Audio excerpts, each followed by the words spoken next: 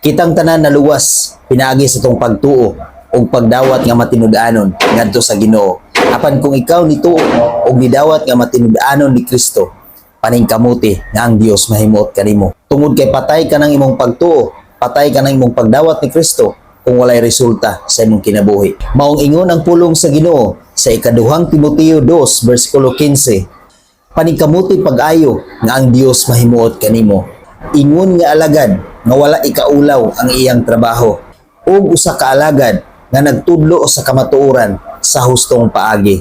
Igsuon kung tinuod ang imong pagtuo o pagdawat ni Kristo, luwas ka. Apan kumusta ang imong kinabuhi karon? Duna bay resulta sa kaluwasan nga imong naangkon? Kumusta ang imong kinabuhi karon?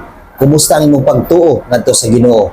Duna bay resulta sa imong kinabuhi? Duna bay kausaban sa imong kinabuhi? Ingon ang pulong sa Ginoo nga paningkamuti nga ang Dios mahimuot kanimo.